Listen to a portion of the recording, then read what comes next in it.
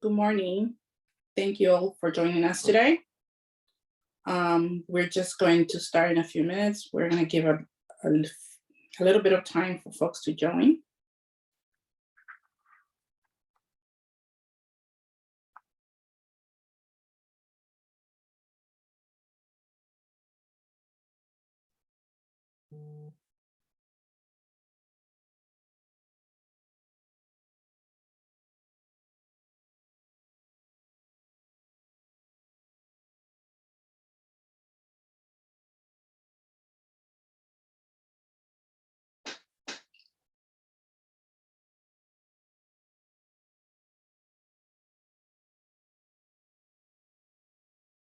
Okay, we have kind of a little bit of a long program, so we'll get started. Thank you again for joining us. My name is Evelyn Quintanilla from Los Angeles World Airports. And today we will be sharing with you the same information we shared this past Wednesday at the in-person open house, which is basically the vision study preliminary alternatives. This is just another opportunity for us to share with you all the same information on the vision study. If you can go to the next slide for me. And the purpose of the study, the purpose of the meeting is basically for us to share information on the vision study, be able to provide answers to any questions you might have on it, and learn a little bit about the airport, some of the programs that we share during the open house this past Wednesday, and so that you can participate as we plan the land uses for the next 20 years. But before we begin, let me give you some general information about the meeting itself. This meeting is being recorded and will be posted on our website after the conclusion of this meeting. We will cover the same boards that you saw if you were at the in-person meeting on Wednesday. We will cover the same information. And as time permits, we will answer questions at the end of the presentation. So please submit your questions through the chat function, and we will cover as many as we can. As we move forward, let me introduce to you the team who will be sharing information with you today. So from LAWA, we have the airport manager, Paul Herrera. From our community relations team, we have Diane Sanchez. From the Vision Study Project team, the project manager, Kathy King, and part of her team, airport planner, Vinita Wasco. And from our consulting team who have been helping us with the Vision Study, we have Joe Hoy, Kristen Hemphill, and Joe Birch. So at this time, I'll hand it over to Kathy. All right. Good morning, everyone. Thank you, Evelyn. And as Evelyn mentioned, we are hosting two open houses. We had an in-person open house on Wednesday night. There's so much information, so it's really great that we can have this virtual one as a follow-up to kind of go through everything again. The open house that was in person on Wednesday offered some information that it's hard to replicate virtually today. So just wanted to let you know that on Wednesday night we had about 6 or 7 tables or booths, if you will, information from our stakeholders, our city partners, and we have gathered up all that information and we've posted it to our project website. So it's available right now. If you go to that event tab, you'll be able to click on a button for each of those stakeholders.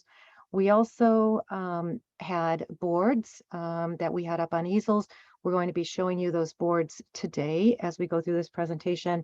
Those are also available on our project website. We posted those right away after the program on Wednesday night. We had 147 folks join us on Wednesday night in person, and we have a map. Kristen, if you could share the map on the next slide. We just wanted to share with you that as of yesterday, as far as registrants for today's virtual program, this is to give you an idea of where folks are from. There's quite a good number of folks who are closer to Ventura Boulevard, um, but all around the airport, just to give you an idea of the registrants. We probably have a lot more folks joining us, so this is a good proportionate indication. So with that, I would like to hand the mic over to Diana Sanchez to continue our program. Thank you, Kathy. We wanted to share some of our community efforts that we have. In the top left-hand corner, you see our propeller aircraft park. We also have an observation area in the other two top row pictures. The observation area is open to the public between 8 a.m. and dusk. We also are very proud of the Condor Squadron, who does flyovers during Memorial Day celebrations. And then the next slide, we have a golf course and of course a hotel.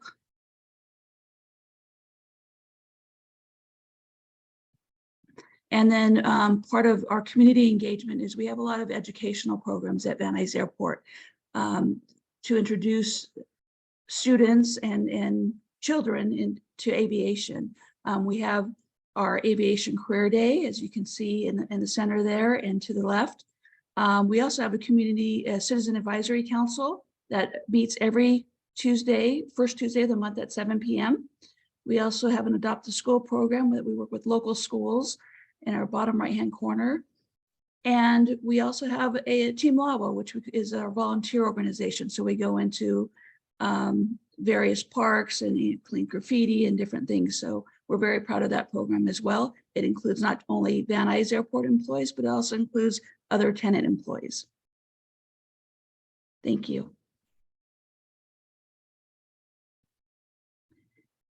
And next, someone else will be speaking about airport services. Sure. I'd like to introduce Paul Herrera, who will cover airport services and take us around the airport just to get familiar. Hello, everyone. Good morning. Thank you for everybody that's joining. Yeah, we'd like to talk about the Van Nuys Airport in terms of runways and taxiways and services. It's important to note the importance that we have with Los Angeles Fire Department, Los Angeles County Fire Department, and all the wonderful services that public service brings to the Van Nuys Airport. They use typically the longest runway, 8,001 feet. That's our primary long runway that extends beyond Sherman Way, going north to south, and our smaller runway, runway 16 left, is 4,000 feet long. We have 4 fixed-based operators that provide services for fueling and other services for corporate aircraft that fly in and out of Los Angeles World Airports, Van Nuys. And we also have the prop park on the northwest corner of the airport. Pacific Aviation Development has the prop park where it tailors to a lot of our recreational pilots that has all the propeller-driven aircraft just south of what is Home Depot. As we make our way around, most of our FBOs are on the west side, and we also have a couple of our FBOs, Clay Lacy, Signature, on the east side of the airport. We have a golf course to the south, and the entire footprint of the Van Nuys Airport is 730 acres. Most of the acreage covers a lot of the movement areas of runways and taxiways, and the leased areas that we're going to get into is typically for aviation services. That could be anything from a helicopter to a propeller-driven aircraft to a turbine engine aircraft. Our designated propeller acreage is typically on the west side of the airport, with the prop park being the 30+ acres. And we also have acres just north of the air traffic control tower, known as MPG, and the Condor Squadron. On the southwest corner of the airport, we have some of the aircraft based tie down areas on the southwest corner. And that's about it. That's all I got.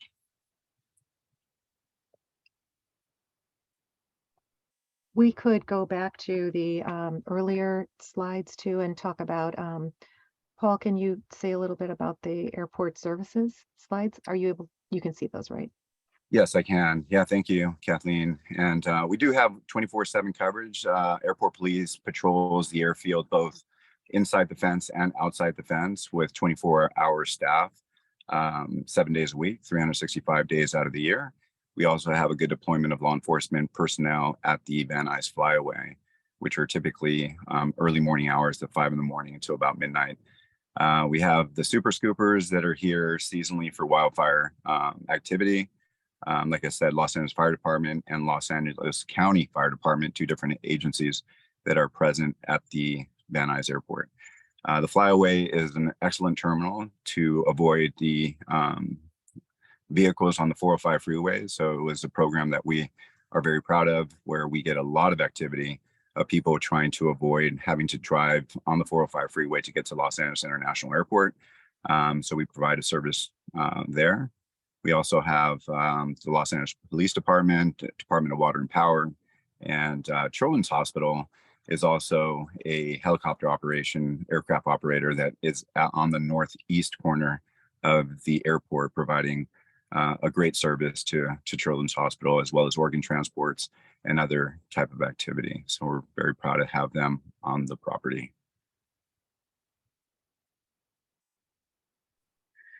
As it pertains to airport sustainability, we continue to look to modernize our facility with solar panels, and we have a couple RFPs that I've talked about at the Van Nuys CAC as it relates to RFPs for not only ground mount solar just north of the airport in what we refer to as a sod farm area, adjacent to the train tracks that along Roscoe.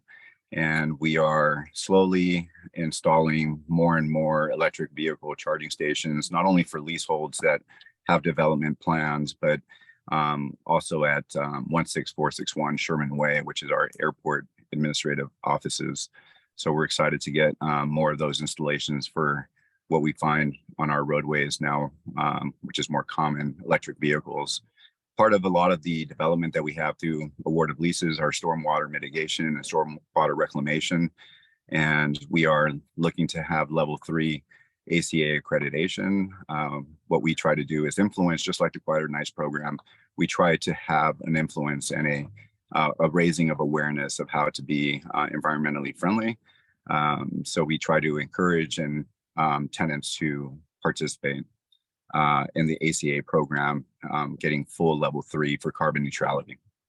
And we're excited to continue the evolution of aviation gasoline. As you all know, propeller-driven aircraft are the biggest consumption of lead in our environment, and the industry is very aware of how we can eliminate leaded aviation gasoline with time, as long as the refineries are able to produce the product, so we can make a transition over to using unleaded aviation gasoline, which we have available at the Van Nuys Airport with UL 94, and we're tracking the evolution of UL 100, as well as which the Swift Fuel company is in the middle of producing and getting full certification for, as well as General Aviation Manufacturing Inc., GAMI, GAMI 100, which is slowly making its way onto our space. So we're excited to be a partner in that evolution of propeller-driven aviation gasoline, as well as sustainable aviation fuel, which most of our FBOs are slowly delivering to corporate aircraft turbine engines that use sustainable aviation fuel from livestock. So we're excited about the sustainability efforts being made in that front as well. Thank you, Paul. All right, I'd like to introduce Vinita Wasco, who's going to talk about our questionnaire. Hello, everybody.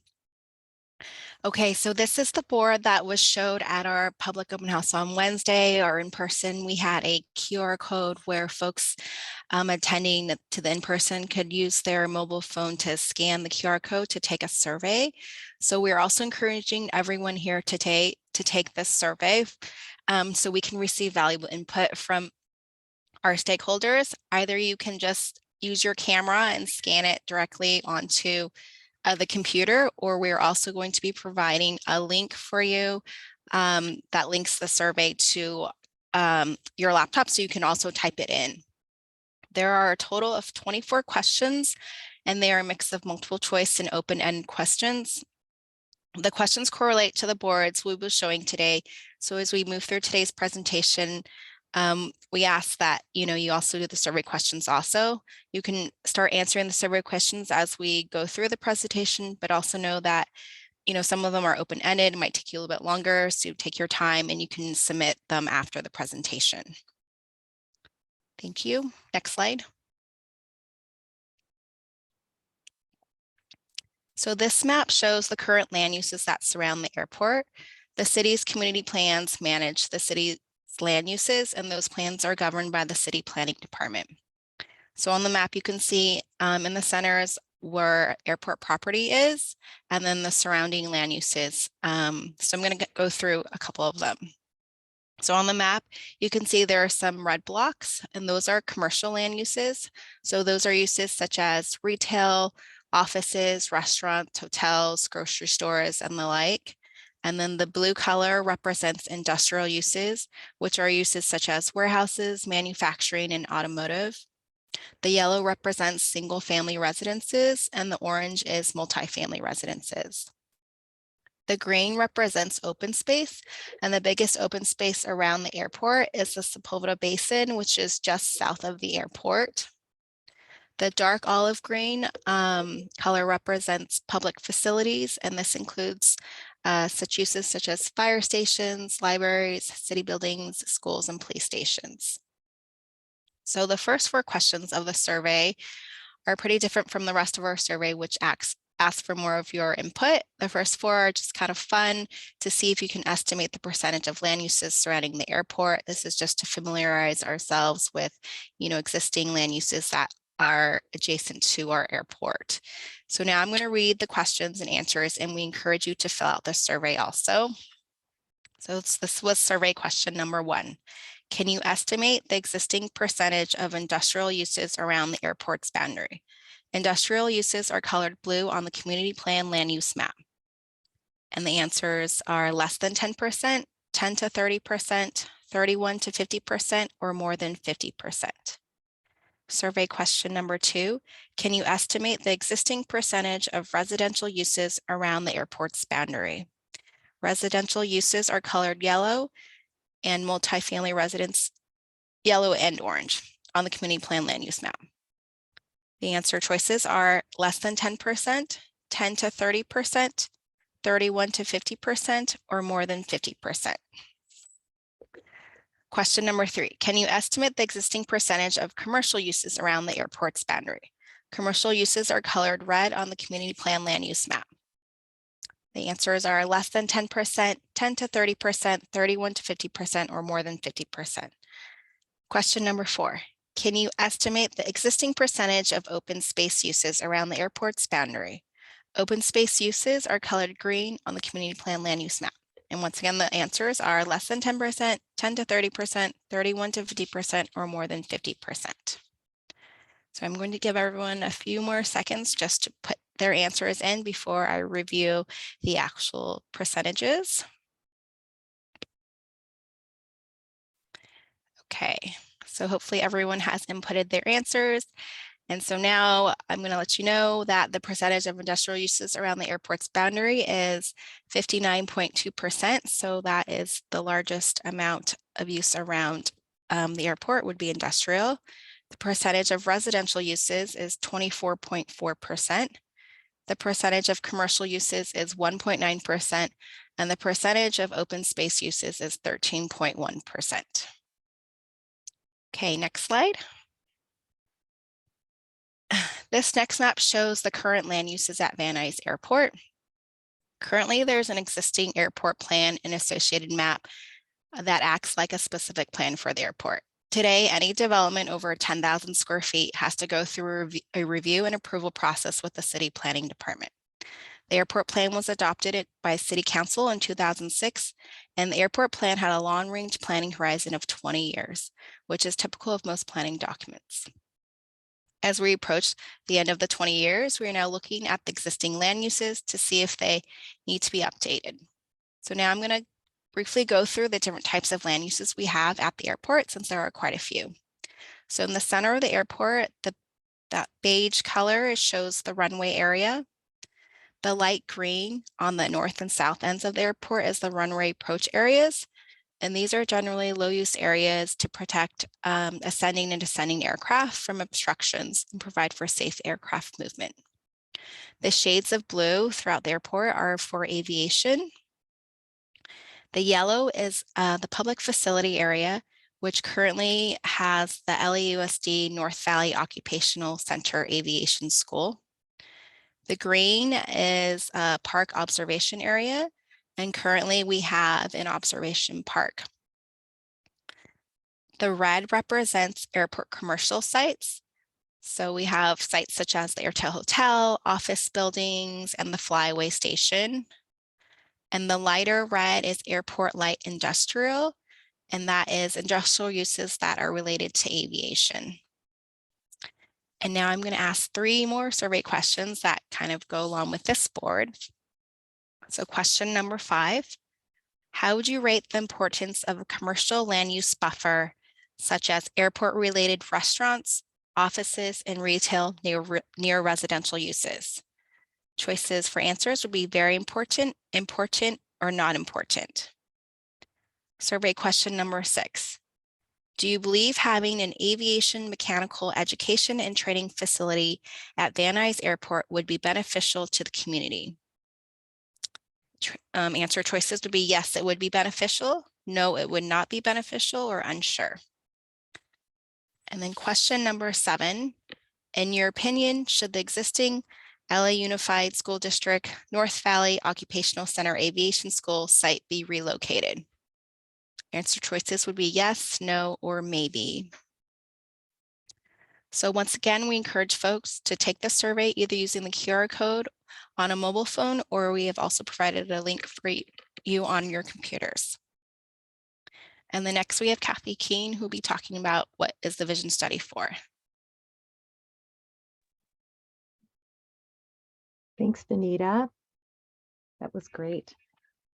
All right, I want to talk to everyone a little bit about the purpose of the vision study and what is it for. And we previously had presentations at a virtual open house back in February, and we've been very active providing information to many of our external stakeholders about the purpose of the vision study and introducing it. And we're happy today to talk about how it has advanced. But for those of you who are not as familiar with the project, this is a chance for us to share some of the basics. And the vision study is part of a long-range planning process that is going to result in a guide for what the airport should look like for the next 20 years. So it's a 20-year planning horizon, and we want to, from this project, deliver a vision that's not an adopted plan. It's not a master plan, but it does reflect what we have come up with in terms of potential balance with the neighboring adjacent areas, in terms of achieving some improved community compatibility, in terms of incorporating emerging technology, some newer kinds of aircraft that we'll talk about a little bit later that aren't really here yet, but are the technology is advancing really quickly, and it will be coming to the airport and other parts of the city in terms of electric aircraft. So that's essentially some of our basic goals. The city planning department initiated a few years ago a community plan update for the Southwest Valley Plan area, and it's going to result in updates to a number of community plans, including those that the airport is currently located in. And LAWA felt that this is a perfect opportunity Since it's been 25 years or so since there was a long range planning effort for the airport, the perfect time for us to take stock of the airport and to share our vision with the city planning department as they move forward. The vision study is a process that we started about 6 months ago to collect data, to do a full inventory of the airport, look at the current leases, the status of the leases, and to take a really close look at how the airport relates to all of the land uses that surround the airport and how we can strengthen those connections in a beneficial way, including to the Sepulveda Basin and open space, but also to look at the arrangement of land uses and how we might make some changes to, again, improve community compatibility and make the airport as ready as it can be for what's coming in the next 20 years. So it's the beginning of a planning process, and we're really excited to share with you what we've come up with today so far. So with that, I would like to turn the mic over to Joe Burge with Recondo Consulting to talk a little bit more about specific land uses. Thank you, Kathy. As we get into the portion of the information here, we're dealing with the land use alternatives, the future land use alternatives over the next 5, 10, and 20 years. And one of the first steps in doing that is identifying opportunities on the airport. The process we've gone through is we've gathered airport information, all the data on the airport. We've done a complete inventory and looking at trends, future trends in the industry. And one of the first things we needed to do was identify opportunities on the airport for where land uses can evolve or move to. And that began with a comprehensive analysis of the current leases and conditions of the various parcels at the airport. Those parcels having a lease expiration within the next 5, 10, and 20-year futures have the strongest potential for consideration for land use changes. Prior to getting into the alternatives, we needed to also understand some special, unique or special activities on the airport that and some of the new activities that are coming about, as Kathy alluded to earlier. One of those activities, I will mention 3 of them that we're going to have some of our survey questions for. 3 of those activities, one is the observation area on the airport. Today, on the east side of the airport at the west end of Waterman Drive is the current observation area on the airport. The second one is a hotel, and there is the Airtel Hotel, which is at the corner of Sherman Way and Valjean Avenue. Those 2 facilities are not particularly required at an airport, but especially an observation area, there are a lot of aviation enthusiasts, communities like to have them. Most airports do have an observation area. A hotel is not always on most airports. There are a lot of airports that have hotels. They can be beneficial, but sometimes the land use where it is located can be changed. It's not critical to the operation. And then there's a third land use that it's a new land use that is evolving at this time.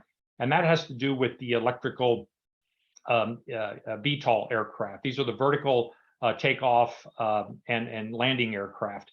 These are the smaller aircraft. They're electric. They are evolving right now in the industry. The airport can expect to see them in the next 5 to 10 years, and over the next 20 years, they will evolve into a unique or a niche operation on the airport. But that is something that's coming. It's coming across the United States. But these are very small aircraft right now. They are electric. They're much quieter, and they'll provide an aviation purpose, not only across the nation, but specifically at Van Nuys as well. So to that end, there are 3, and what you're seeing on the screen now is the opportunity boards that we came up with. These are those areas These are the land use areas, the leases that are going to expire in the next 5, 10, and 20 years. And these are the areas that have been identified. This is not all inclusive of where something can change, but these are areas that are prime to look at as we develop the land use alternatives of where things could move around or have opportunities. These are the most potential opportunities for land use changes on the airport. Now, to identify where some uses can go, I just mentioned those 3 unique and special or new opportunities. So this gets to the 3 survey questions that I'd like to propose to the community. And the first one is, how would you rate the importance of an observation park at the airport? 1 is very important, important, or not important. And that would be having the observation, continuing to have an potential of having an observation park at the airport. Then the next question would be, in your opinion, would a hotel serving the Van Nuys Airport community be beneficial? The answers are multiple choice. Yes, it would be beneficial. No, it would not be beneficial, or unsure. So there's a hotel in the airport today. Going into the future, would it be beneficial or not beneficial, or unsure? And then the last question would be, as I had mentioned earlier about the new evolving technology, which is not on the airport at this time, but would likely be coming in the future, how would you rate the need for Van Nuys Airport to create a plan for emerging technology, such as public electric vertical takeoff and landing, the eVTOL, for urban mobility? Multiple choice, very important, important, or not important to the airport. So we appreciate your response to those questions. And now I would like to move to the next element, which is to getting into the various alternatives that have been looked at. And for that, I will introduce Joe Hoy from Recondo here.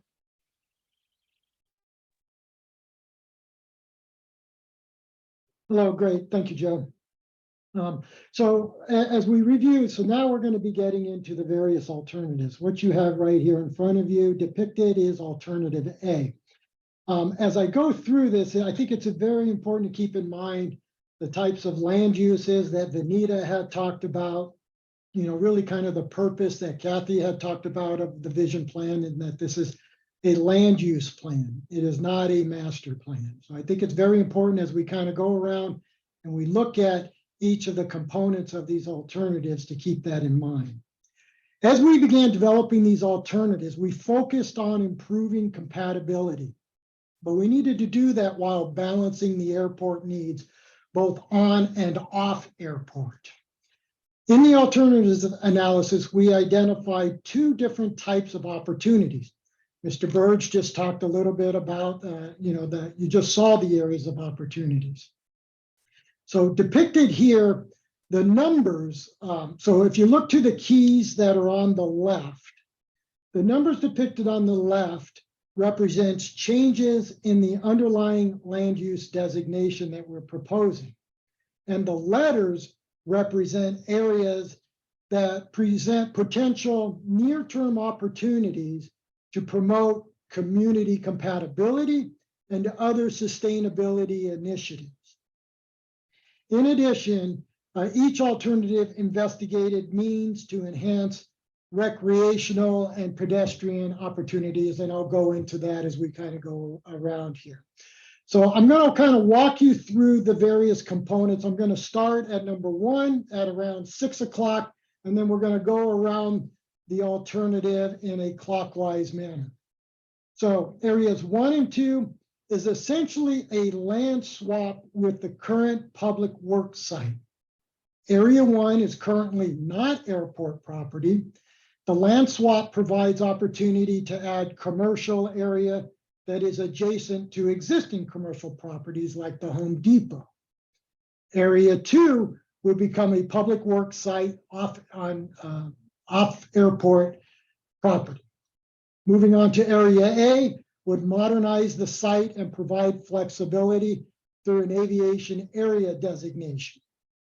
Area B would modernize the site and provide opportunity to accommodate potential new emerging technologies like UAM and eVTOLs adjacent to the flyaway bus terminal. This is the emerging technologies that Mr. Burge had just talked about. And for reference, UAM is an acronym for Urban Air Mobility. eVTOLs is an acronym for Electric Vertical Takeoff and Landing Aircraft. Now, these aren't here yet, but as many of you, I'm sure, are tracking, you know, these are potential emerging technologies for the future. So given that this is a long-term land use plan, you know, we're looking at areas to be able to accommodate that. If those technologies do not materialize, this area could also be used for other aviation uses until that demand or to that need materializes or arises. Area 3 relocates the hotel and changes the area to aviation use due to the adjacent off-airport industrial and commercial uses and the proximity of the site with having direct airfield access. A hotel does not need direct airfield access, so we're looking at some potential opportunities there. Area 4, as mentioned previously, it is a potential site location for a relocation of the LA Unified School District school there.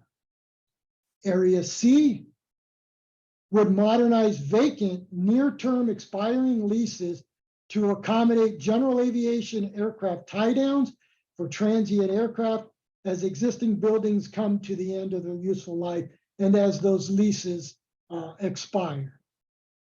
Area 5 is a change to the aviation use. It's currently vacant due to its off-airport industrial use adjacencies.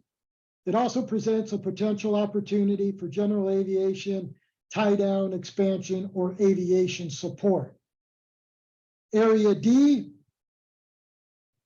would modernize existing commercial area as leases expire to accommodate potential relocation of a hotel and other commercial uses. And when I talk about commercial uses, we're talking about, like Vanita had mentioned, restaurants for the communities, offices, and potentially some small businesses. Now, Area 6. Area 6 would provide a land use buffer of commercial uses, again, restaurants, offices, potentially small businesses, to the adjacent off-airport residential areas that are just directly there across the street.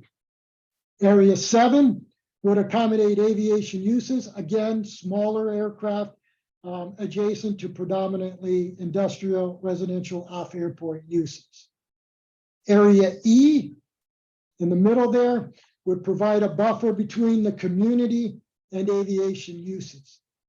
The intent of the buffer would be to potentially provide a visual, noise, and air quality emissions impact relief to the neighboring community. In addition, on all of these alternatives that you're going to see here today, we have 3 of them to share with you today. You're going to see that they depict a green dashed line off to the southern portion of the site.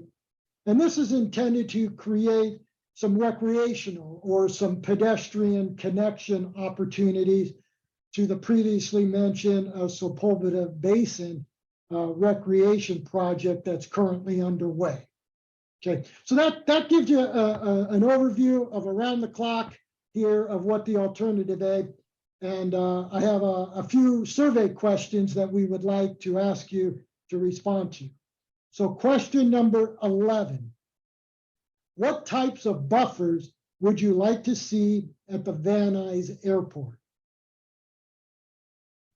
Solid wall, raised embankment landscaping, a mural wall with artwork, buildings to serve as a barrier, a wall with landscaping. If you could select one of those, that would be very helpful. I'll give you a moment to do that. Question number 12. What types of recreational areas do you envision to have around the airport? What would you like to see? Options are walking paths, an exercise circuit, recreational playfields, or an observation park? Please provide your response. 13, question 13. Do you believe pedestrian access improvements, such as a walking path surrounding the airport, are needed and will be utilized? Your options are yes, no, or maybe.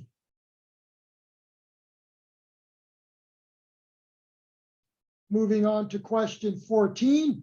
This is where you can add some text, if you will, into that. We're looking for your input here on this. I've just reviewed alternative A. The question is, what do you like about alternative A? Question 15, similarly, what do you not like about alternative A? Then 16, what would you change about alternative A?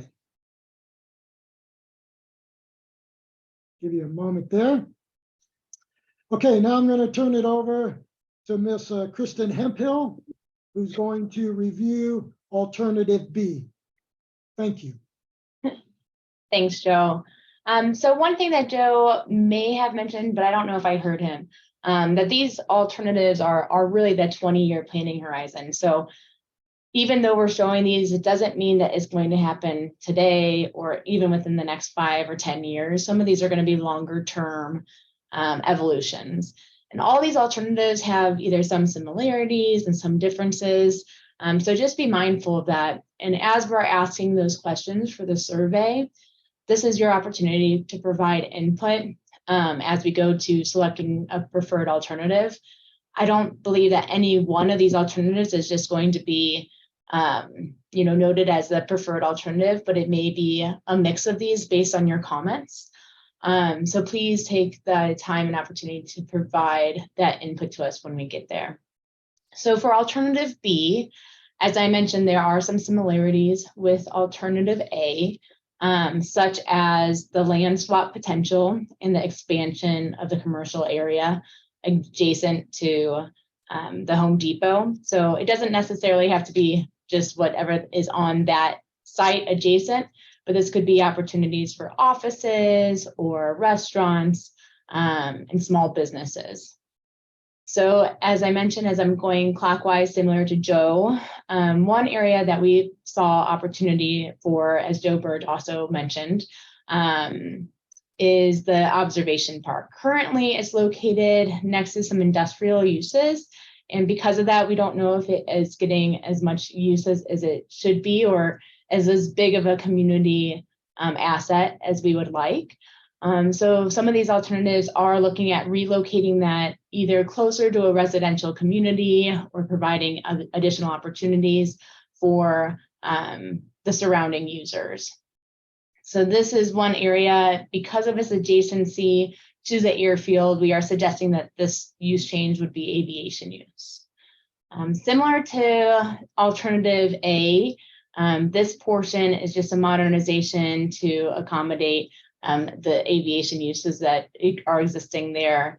And with that aviation use designation, just providing some opportunities to modernize, whether it be sustainability initiatives or just modernization of the space itself. Area A, as you'll see on this option, we are suggesting that, similar to alternative A, the hotel is relocated. And this again is based on the adjacent uses. Currently, the adjacent uses to area 4 are industrial and commercial. And again, it has some direct access to the airfield. And so by making this aviation use, we are suggesting the relocation in this alternative where A is located. And right now, where A is located is a surface lot for the VNY flyaway. In no way are we suggesting that we get rid of the parking. I think that parking, the supply for that parking will always remain. It just may be accommodated with whatever that hotel development may be or that commercial development, mixed use, multi-use. So that it has been noted, and that we thank you for your comments. So we understand that the demand and the supply is very needed for that BNY flyaway. But by creating the hotel development here, it does present itself an opportunity to just be kind of centrally located to that hotel, and the adjacent residential uses are also compatible. So again, continuing to move along, Area C is very similar to alternative A, other than the public school. For this would be where the transient tie downs would be located, and just taking advantage of the existing vacant and near-term lease expirations to accommodate those. Just below it, I know that we don't note this with a letter, but this is that existing vacant space. So we would just suggest modernization of that area. Moving around to Area D, this on alternative A was that commercial barrier. Here we're actually suggesting the modernization of the aviation use to accommodate either smaller aircraft, or as demand materializes, those eVTOLs or UAMs. And because of the use staying as an aviation use, we are suggesting the improvement of a buffer, whether that's landscaping or a wall, to be determined. But this is an opportunity for that buffer to the adjacent community from the aviation use. And lastly, where we saw the relocation of the observation park, this area 5 is adjacent to the Condor Squadron and the MPG, which Paul had mentioned on an earlier slide. And this location provides not only access or closer access to the community, but it also provides an opportunity for the visualization of those prop planes, as well as the airfield. So moving on to my questions, as I mentioned, we would appreciate your responses. So number 17 is, what did you like about this alternative B? So if there's things that you particularly like, please note them.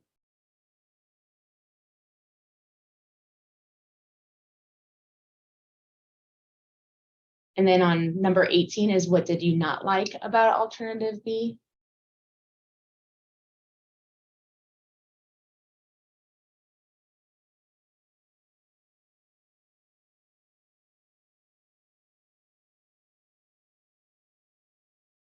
And then number 19 is, if you could change something about alternative B, what would it be?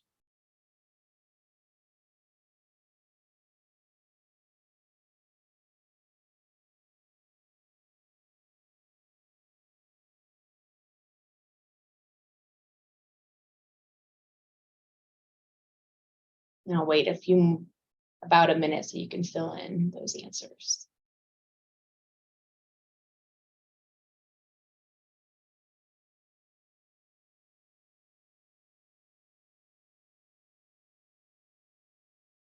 All right, now I'm going to move on to alternative C. Again, in this alternative, we are still suggesting that land swap with Public Works. And the reason that we are doing this in this alternative, we're changing this to aviation use. And the purpose is for potential expansion of this prop park. It is important to note that this designation as aviation use would be limited to the size of the aircraft. The access to the airfield would need to be through the prop park, and thus it would need to be a smaller aircraft or prop similar aircraft, just because of the airfield configuration. So moving around again, we are again suggesting the observation park relocation and the modification of this existing use to aviation, as it is adjacent to both industrial outside of the airport property boundary and close access to the airfield. This alternative on number 4, this is where we had suggested the UAMs.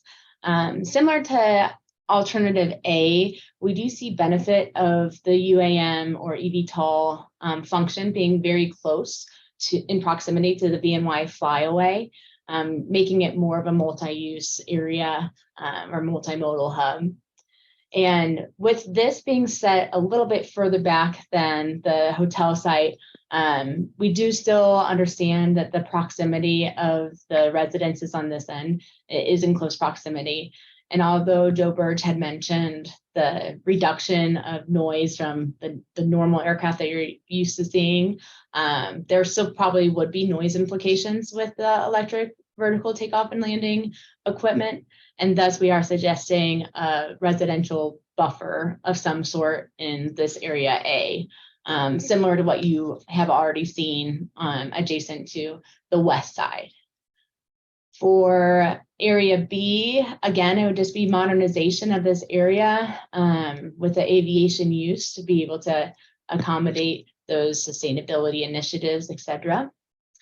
In this option, the hotel remains where it is, and we would just do modernization to the hotel site if possible to incorporate any sustainability initiatives or modernization opportunities, as well as the apron kind of out front of that hotel site. Moving again around, this number 5 is similar to alternative A with the aviation use support for aviation or potential tie downs. Area C again would be that tie down operation or opportunities for tie downs as leases expire or the vacancies, just taking opportunities to modernize that area.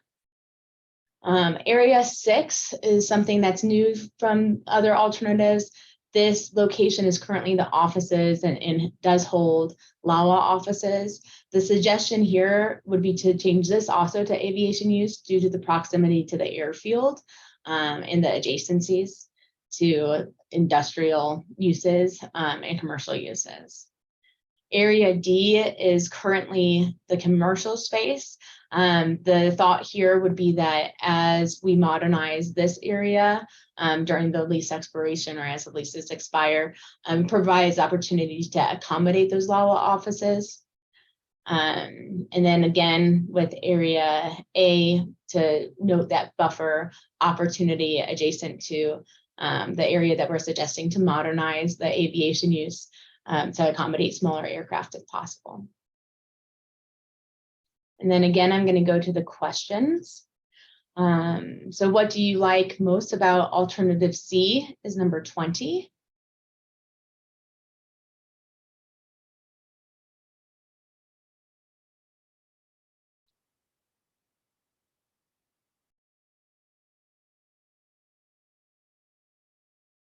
And what do you not like about alternative C is number 21.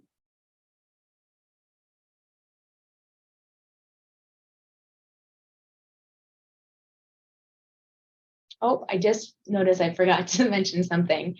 The relocation of the observation park is also on this side of the airfield. I apologize. And this opportunity, even though it's a little bit further from the residential communities, it is, in closer proximity than where it is currently located on 3. And it does, again, provide that opportunity with the modernization of the Condor Squadron and MPG to provide both visualizations to the existing prop planes and also the existing airfield environment. So I'll go back again. If you like that, please note it in number 20. And then if you do not like that, or there's something else you don't like, please note it in question number 21.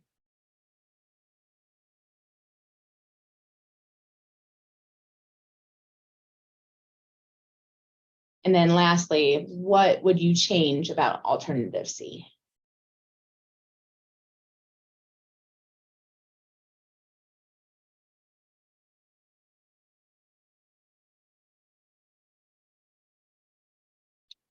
Great.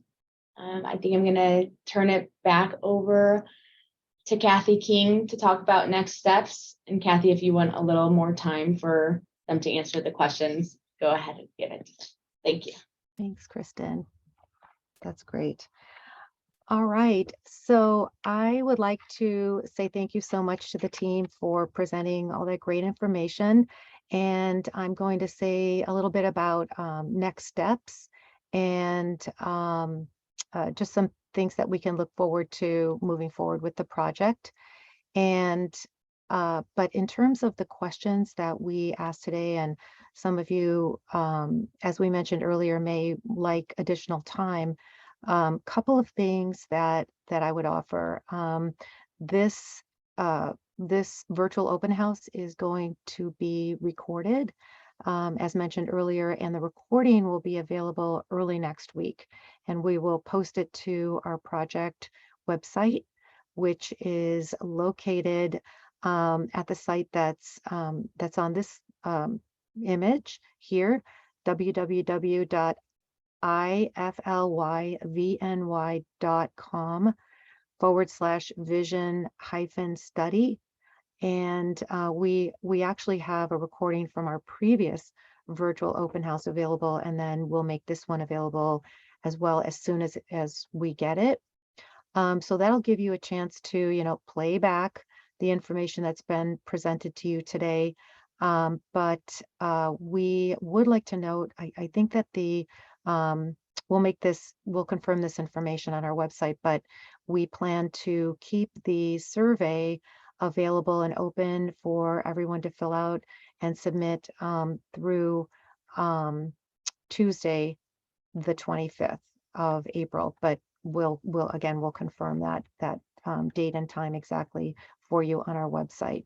But we definitely want to make as much information available to you so that you feel comfortable submitting the survey, because we really appreciate your input and look forward to getting it.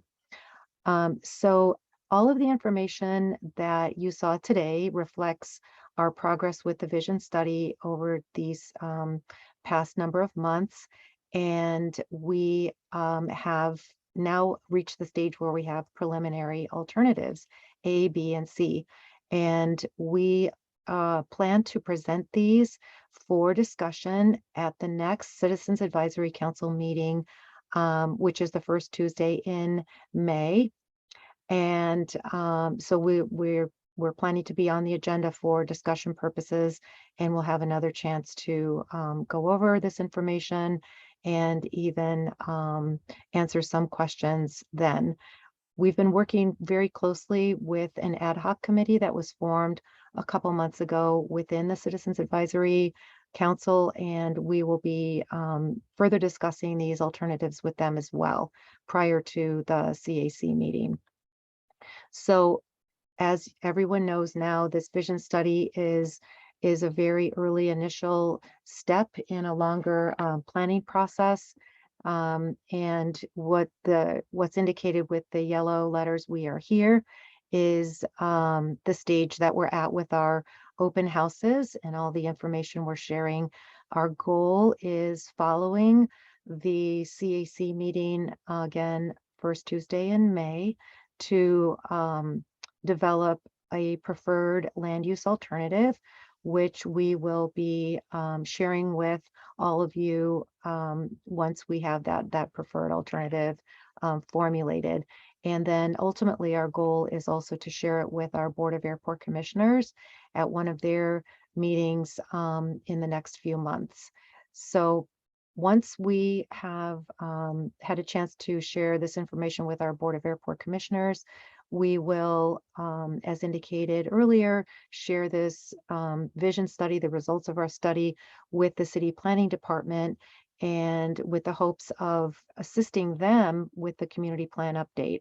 And as part of the planning package, if you will, hopefully moving forward with a specific plan or some other type of planning regulations and ordinance that the City Planning Department feels is equivalent to a specific plan. And all of those tools will ultimately update and replace the current airport plan and the current zoning ordinance, which have been in effect for the airport for close to 20 years.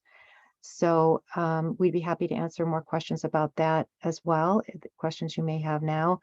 So this is the first step in a longer planning process, and some of the things to be on the lookout for as we coordinate with City Planning Department is an updated land use map that would reflect, you know, the reconsiderations of the way the land uses are currently arranged, a specific plan or some other planning tool, and hopefully design guidelines that will look at the aesthetics of the airport, how the edge treatments are, you know, going to be envisioned moving forward, ways to improve the barriers that we talked about today, and the buffers, and overall relationship that the airport has with all of the adjoining uses.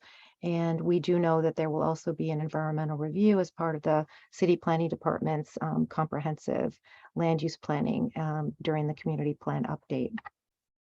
So with that, we are going to, we'd like to open up our virtual open house right now for questions, and I'll turn it back over to Evelyn. All right, thank you, Kathy.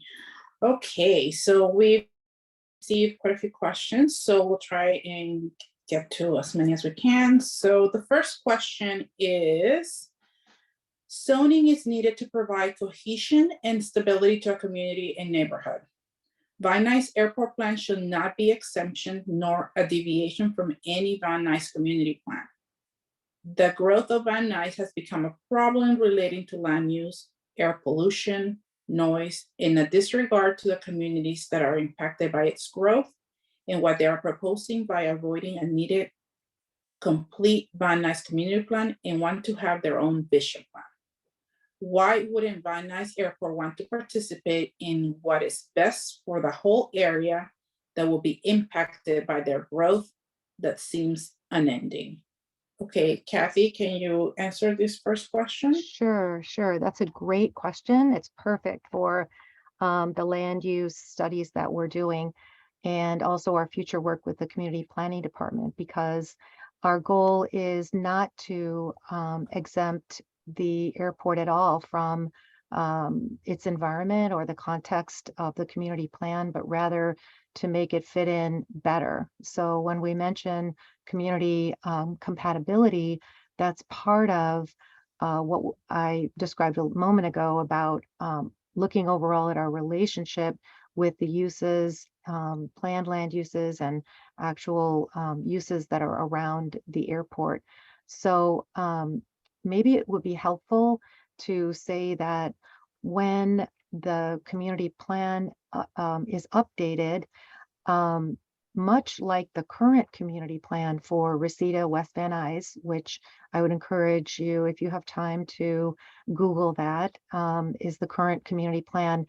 What you would see when you open it up is that the designated land use for the airport is a very broad brush land use, simply called industrial. So I think it's actually light industrial, but you would see just basically one color, with the exception of the north and south approach areas, which are planned for open space, and consistent with what was said earlier, the need to keep those areas obstacle free and have you know, very little development, if any. But the rest of the airport is industrial, and for the same reasons that the current airport plan was first formulated years ago, we know that the airport is not a typical manufacturing or factory or warehouse type of use, which is a more typical industrial use. So there is a need for this specialized facility, the airport, to have kind of an in-between layer of planning, which is the ordinance that we have in place right now. And so the airport plan that we showed earlier, that Vanita talked about, has aviation related land uses, and it shows, you know, the layout on the airport of those uses. Those are not the same designated land uses that would be in the community plan. So I hope I'm helping by saying that the future update and replacement of the airport plan will be informed by our vision study. And the goal is to keep this in-between layer of planning that shows how the land uses are spread out for this specialized, you know, facility, which is the airport. And it's a state law that the zoning for any property in the city of Los Angeles and any city in the state has to match the community plan or the general plan. They have to be consistent with one another. So when the proposed new specific plan, again, as an update to the airport plan that's in place, when it goes through the approval process, it's going to go to the City Planning Commission, ultimately the City Council, and it's going to be reviewed on a number of levels, including its consistency with the community plan and the general plan.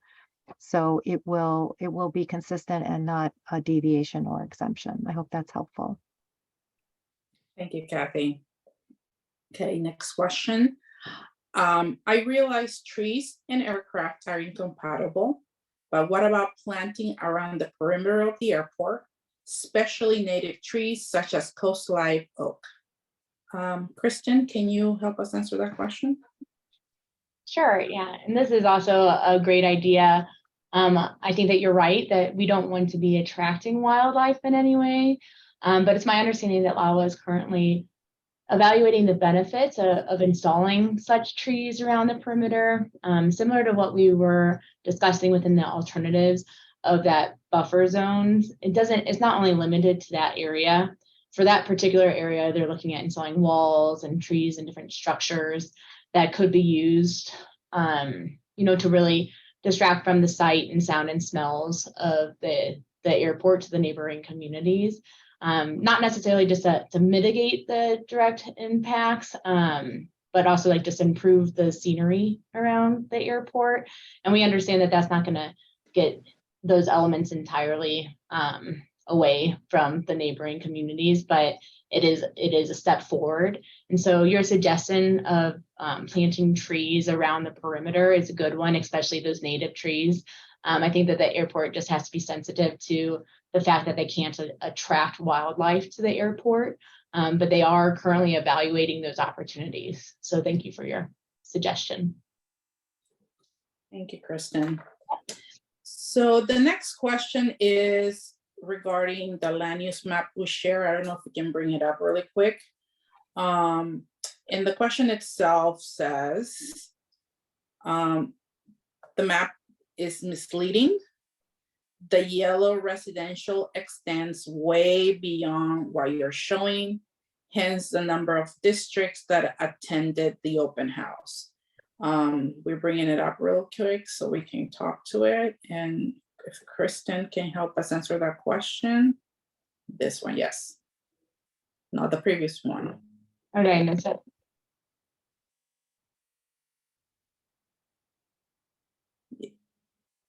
Yes, that one. Oops, yep. Okay, yeah, no problem. And I think I can help answer this. So this map is really, you can see in this note, we looked at really the areas in proximity with 1,000 feet of the airport boundary. And that was just being sensitive to this study. As we've mentioned before, we're really looking at land uses on airport and how they're compatible or not compatible with the adjacent land uses. And so as you can see, the adjacencies, we actually did extend out further than just the direct adjacent parcels and just took that approach as, what's within 1,000 feet of the airport property boundary. But we are sensitive that there are other needs and other issues from the residences outside of that boundary for this plan in particular, since we're looking at the compatibility of and adjacencies. That's why we looked at it this way. I hope I answered the question. Thanks, Kristen. Okay, next question. Is it true that the Home Depot will be leaving the northwest corner of the airport? If so, when? Paul, can you help us answer that question? Yeah, we covered this at the Van Nuys CAC meeting, and we continue to field questions related to the Home Depot on the northwest corner of the airport. And the intention is to have a similar type of business, whether it be Home Depot proposing and being awarded the lease, or whether that be a Lowe's or a Smart Final or Costco, whatever the the large big box proposer wishes to do. That's the intent of that space. I think most people in the community are thrilled to see the Home Depot in close proximity to the residential community. It's our intent to have a business like them propose. We obviously encourage Home Depot to make a bid, and I think a lot of folks would be happy with Home Depot remaining there.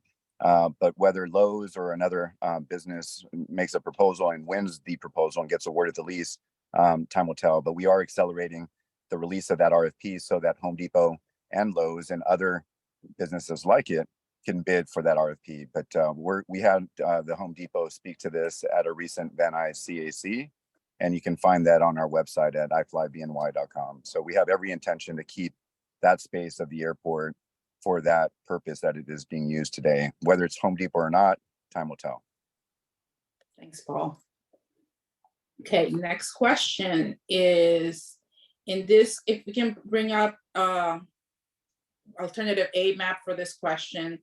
And the question reads, can you please provide me details regarding Area 1 land swap? What uses are currently there? Paul, can you answer that question on Area 1, which I believe is the public works site? Yeah, so we do have general services located just south of Home Depot and north of the Prop Park. So it is the burgundy area right above the cursor there. And General Services is currently using it as a training ground for large tractors and 18-wheelers and things of that nature for General Services.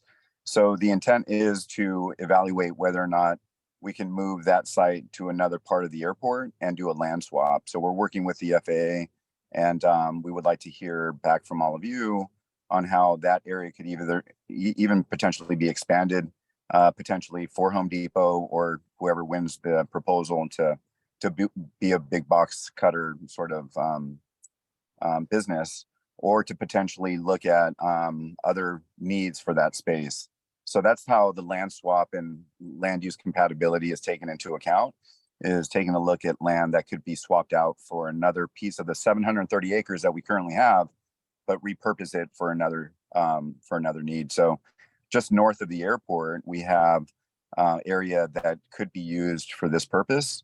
It won't be a structure built on the approach path into runway 16 right or 16 left.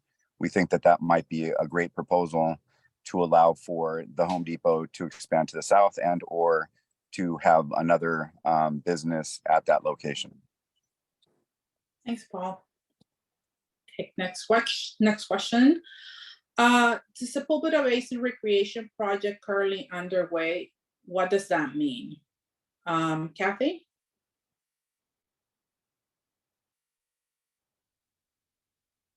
Yes, sorry, I couldn't find my unmute. Sure. So in the course of taking a close look at all of the neighbors and adjacencies to the airport, we, the planners at LAWA, have begun collaborating and coordinating with our sister departments, who we learned are working on a really great project for the Sepulveda Basin, which is immediately adjoining the airport property to the south. And so the Sepulveda Basin project, I think I heard that they're calling it a master planning process. I know that they have engaged other departments to work to look at stormwater management and ways to renovate and improve the area for recreation.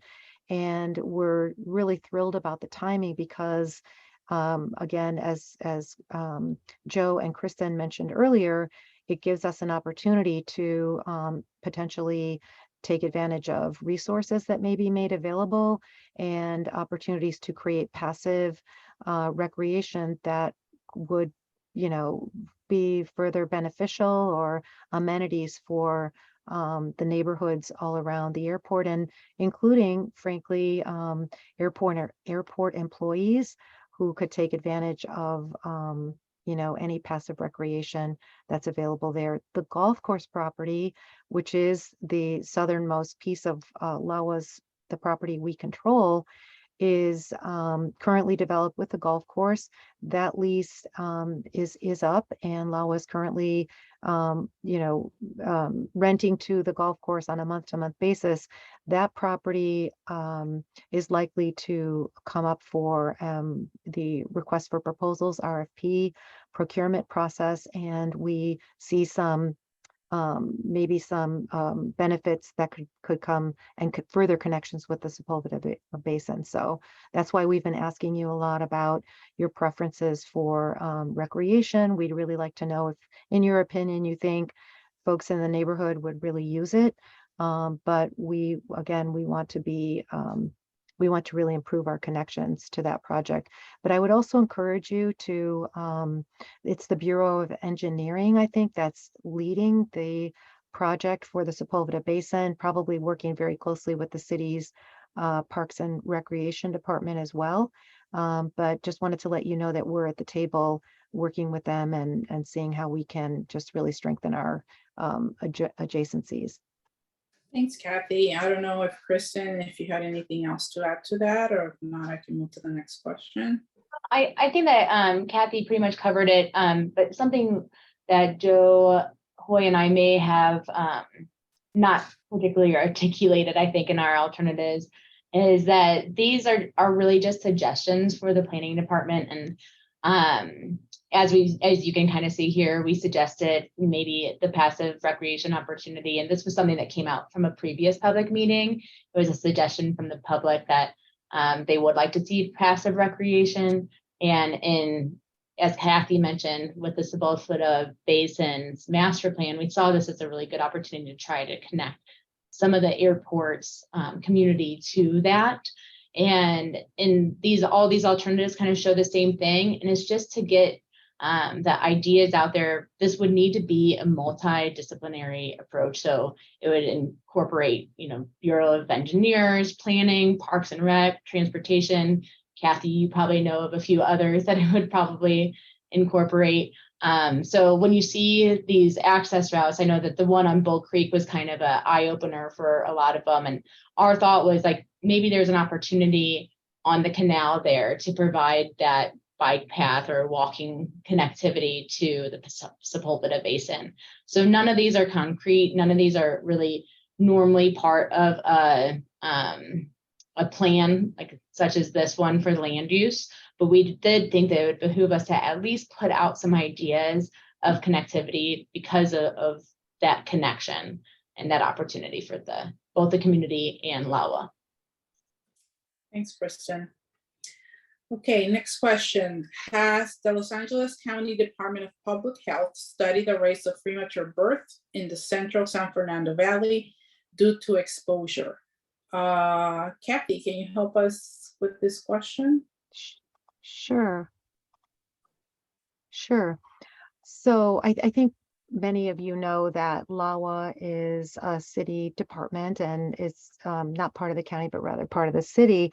But I do appreciate the question and the fact that the County Department of Public Health, is responsible for doing studies on, or they're one of the agencies that's responsible for doing studies that look at the environmental impacts and the relationship with public health. We don't have any data or information that we can share with you today, but I would encourage you to reach out to the County Department of Public Health. They may already have a lot of information because the county does have an airport department, or that's something that is part of the Department of Public Works. And since the county does oversee a number of county airports, I'm sure that there is information, and they would be the perfect place to look for any public health information.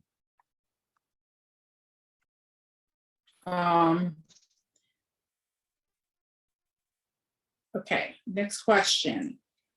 The Flyaway does not have sufficient parking for their buses. As a matter of fact, they are using the hotel to accommodate their overflow. How will this new proposition still support the community as you are implying? Paul, can you help us answer that question?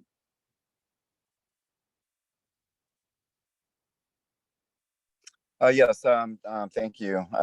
Yeah, we continue to look at land through the vision study, but just day-to-day operations. As many of you have seen, laydown areas are used for construction sites.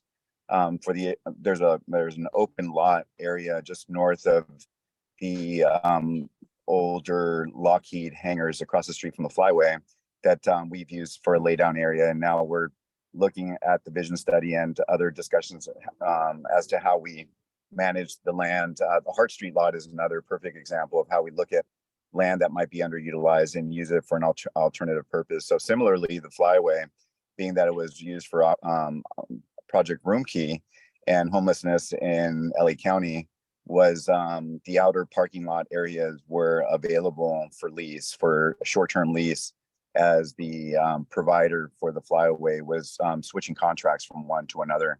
So we'll continue to look at land available for vehicle overflow, and we got PGA and Super Bowl and the Olympics coming up, where we're constantly looking at land that might be underutilized and could serve a temporary purpose as the operations ebb and flow.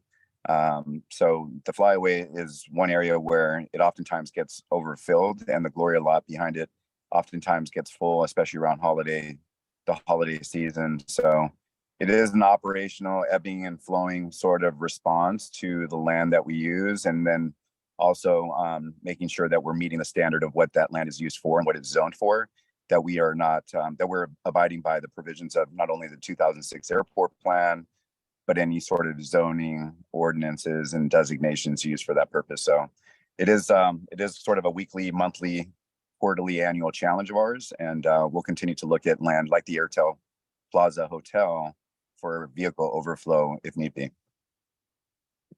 Thanks, Paul. Next question. Where is alternative D? Closure and redevelopment for community approved needs, as has occurred historically in San Fernando and Glendale, and as is underway in Santa Monica. Paul, can you help me with that one as well? I'm sorry, can you repeat that, Evelyn? Sure. Where is alternative D? Closure and redevelopment for community approved needs, as has occurred historically in San Fernando and Glendale, as is underway in Santa Monica. So yeah, that question oftentimes gets raised as to the Santa Monica Airport, the Whiteman Airport, and just airports in general that have closed since 1949, when the quitclaim deed was offered to the city of Los Angeles, at the time Department of Airports, now Los Angeles World Airports, to be an airport sponsor. And being an airport sponsor carries a list of obligations and obligations that we need to adhere to. So in 1949 and then onwards to 1962, where we used federal funds to acquire additional land, that comes with a set of responsibilities, obligations, and the city has been committed to ensuring that there is a general aviation airport that will take away the pressure from Los Angeles International Airport as it relates to the national airspace system. So Santa Monica obviously has not taken the same approach. Voters in Santa Monica and residents of the city have elected to voice their opposition of keeping an airport as an airport, and that continues to be debated and discussed through city council. Similarly, at the Whiteman Airport, there's a lot of discussion of whether or not the airport, the county, will continue to accept grant funding to keep the infrastructure intact, to keep it as an airport. So these are decisions that elected officials, voters, residents of the city need to make with their elected officials. For the city of Los Angeles, we have not, that I'm aware of, taken that same approach. While there might be people on this call that feel very strongly about taking that same approach, Los Angeles World Airports and the city of Los Angeles and elected officials have not indicated to us that there is a desire to take the same approach or the same action. So we'll continue to we'll continue on this trajectory of managing the land as an airport and using it within the provisions of the 2006 airport plan, where many of you and members of the community provided feedback and comment of how that plan continues to be the plan that is used before we push out any RFPs or awards of lease for the Van Nuys Airport. Thanks, Paul. Next question, and we'll try and get as many as possible. We only have about 5 minutes left in the meeting. The presenters mentioned that this is a very long-term plan. However, it won't get built instantly. How soon do you expect these opportunity leases to be affected?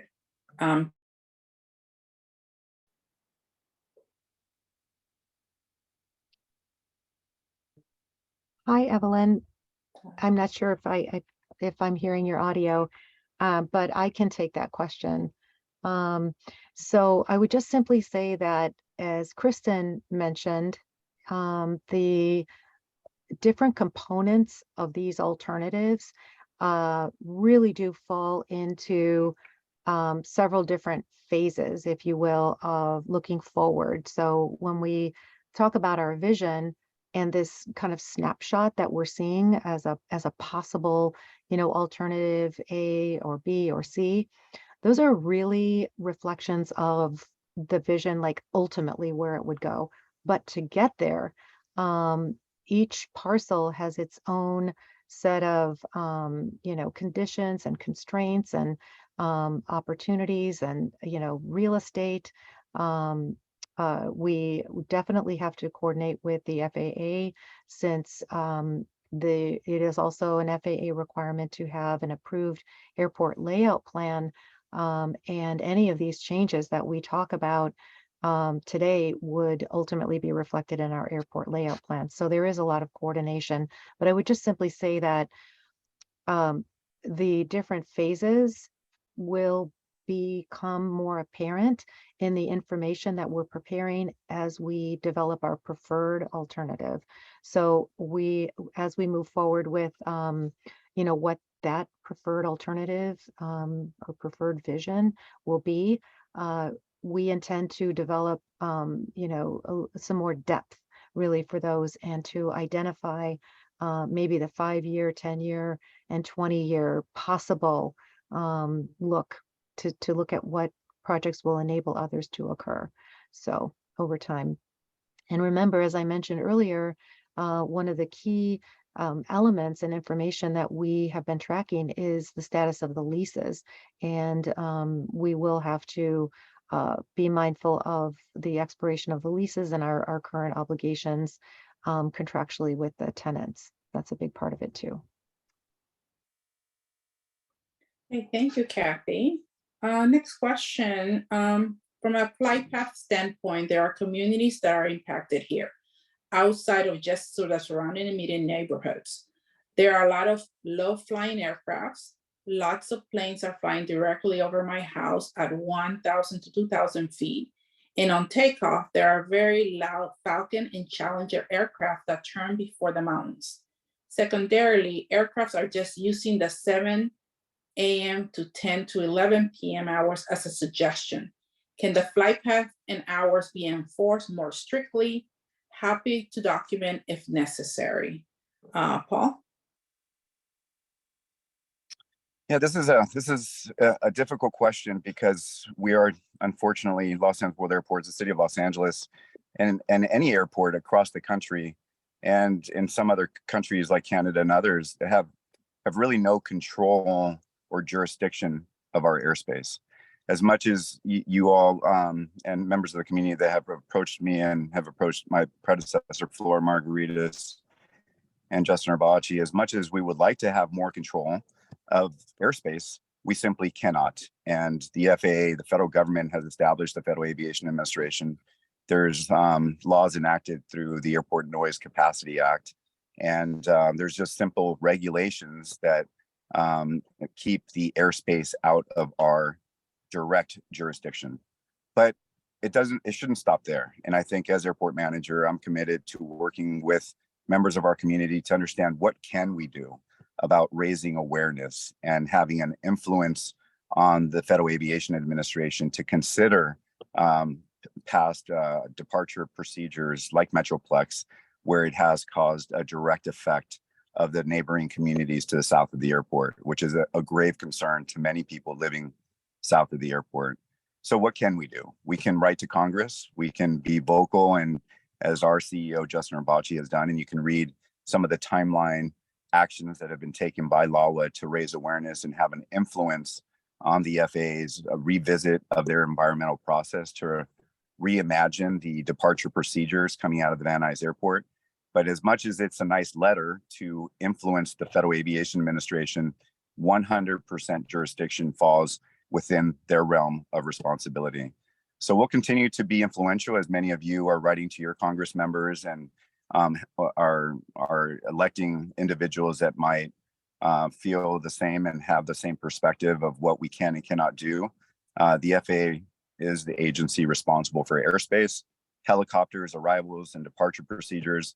We will continue to work with air traffic control and the Federal Aviation Administration to revisit those departure procedures and the helicopter arrival and departure procedures. But these aircraft are flying within those paths of travel to enter and exit the airfield. And we as local airport operators are limited in what we can do related to that. Similarly, aircraft that are inbound to Burbank Airport, we have absolutely no control of those flight patterns. But on your behalf of the neighboring communities, we need to be vocal about how we think we can be influential. And with the Quieter Nights program, which a lot of people have heartburn over, is because it's simply not working. But it is my job and my staff to raise awareness. And if I'm not doing that, I'm not doing my job. So we will continue to try to raise awareness, encourage aircraft operators to be a better neighbor, to try not to fly between the hours of 2300, 11 p.m. and 0700 in the morning, because that's what I can do. I can go out there, knock on doors, create pamphlets and flyers, and try to encourage our aircraft operators to not fly, especially during the shoulder hours between 11 p.m. and midnight, or 6 a.m. and 7 a.m. If they can just wait 15, 20 minutes to be a stronger participant of the Quieter Night program, I feel that we are doing our job to be a better neighbor. But it is a voluntary program, and I cannot restrict aircraft from entering the airfield or exiting the airfield, because that would be a violation of the Airport Noise Capacity Act that was established by the federal government. So that would, in essence, be a violation of federal law. So my job is to raise awareness. My job is to go out there and knock on doors and make sure that our aircraft operators are trying to be active participants of the Quieter Nights program. But I know it's very, very frustrating to live close to the Van Nuys Airport and have the effects that many of our residents are having. Thanks, Paul. And we are a little bit beyond our time. So we'll do a couple more questions and then we'll close the meeting. What are the plans for the South Farm properties that are on the north side of Roscoe Boulevard? Paul? I'm sorry, Evelyn, can you repeat that? Sure, I'll repeat. What are the plans for the South Farm property that are on the north side of Roscoe Boulevard? So the plan is, I've been talking about this at the Van Nuys CAC. There's ground mounted solar is expected to proceed with awarding award of lease through the Board of Airport Commissioners here, probably before the end of June. I'll speak to this at the next Van Nuys CAC, where I have been talking about it for the last 2 or 3 sessions, in that that award of lease should be agendized here soon, but it'll be for ground mounted solar. And then separately, but similarly, we're looking at those sustainability initiatives where we've identified several rooftop solar panels to be installed on various parcels, existing structures that exist at the Van Nuys Airport, to improve our carbon footprint. So to answer directly, yes, we are planning to put ground mounted solar panels north of the airport in the South Farm. Thanks, Paul. Next question. What are LAWA's findings regarding the current and expected movement of jet traffic from Santa Monica Airport, given its ongoing closure to Van Nuys? Paul, please. Yeah, so it's still not a lot of people think it's a done deal, and this is absolutely without any question happening. City council still needs to take action on the closure of the Santa Monica Airport. I think as Angelenos and people that are affected by the Van Nuys Airport traffic, we should make our voices heard, and I think that we should be active in that space at the Santa Monica Airport to let them know how we feel about airports closing that will inevitably increase operations at the Van Nuys Airport. Similarly, at Whiteman Airport, I think it's important to be engaged and active in letting folks in that community know that closing the Whiteman Airport could be problematic, because that will inevitably result in additional airport operations at the Van Nuys Airport. So there's not much we can do. Voters need to vote, and voters need to vote elected officials that are going to speak on their behalf on a lot of these topics. But it is detrimental to the national airspace system and to general aviation airports like Van Nuys if airports like them close. But we will we have already begun the initial planning of forecasted growth at the Van Nuys Airport, because jets inevitably will continue to increase. And if we close airports in the adjacent area, they definitely will be increasing jet operations and propeller-driven aircraft operations at the Van Nuys Airport if those airports close. Thanks, Paul. Okay, last question. Will there be a hybrid alternative considered in the alternatives analysis based on survey responses? Kristen? Sure. So I think as Kathy had mentioned, we are going to be taking all of your comments and your otherwise suggestions of things that we may not have presented today, in addition to tabulating those survey results. And through thorough evaluation, we're going to try to identify a balanced preferred alternative, and that alternative will be suggested to the city planning department. Yeah. All right. Thank you. Kristen. And with that, we're concluding our open house. We thank you all for participating and for all the questions you submitted. Hope that we were able to answer some of your questions. Please feel free to log into our website and look at the information. Please make sure that if you're able to submit your responses to the survey, it's also on our website. And thank you all again for participating and joining us this morning. Thank you all. Thank you, Evelyn. Thank you, everyone. Thanks. Thank you.